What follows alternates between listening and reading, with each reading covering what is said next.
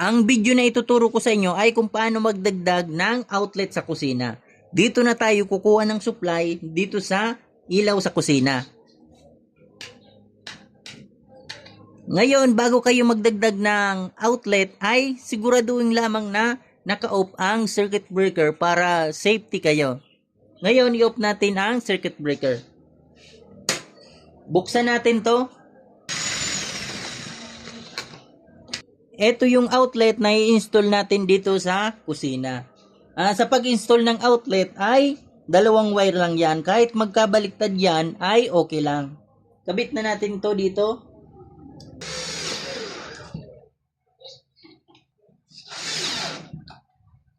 Itong dalawang wire, ito yung wire ng outlet.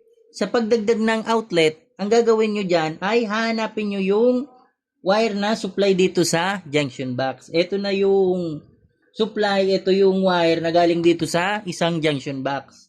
Ngayon, yan tayo magtatap. Ito na guys, nakuha na natin yung dalawang wire. Ito yung supply na galing mismo dito sa unang junction box. Dalawang wire lang yan.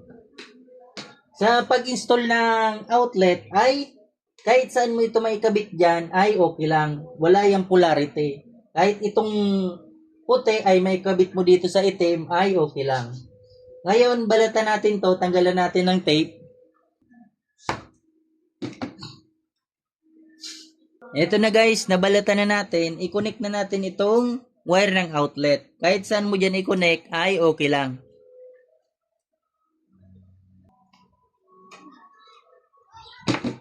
At ito namang isang line ng outlet ay dito natin i-connect sa isa pang line ng supply dito sa galing dito sa unang junction box.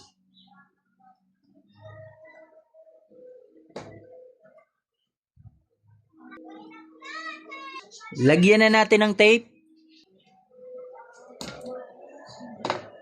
Ipasok na natin ang wire sa junction box at takpan na natin.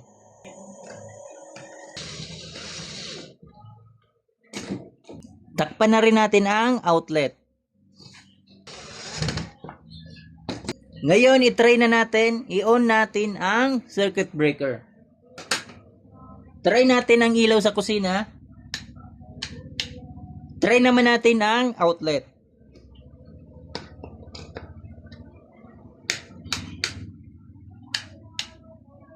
Ganyan lang ang wiring connection kung paano magdagdag ng outlet.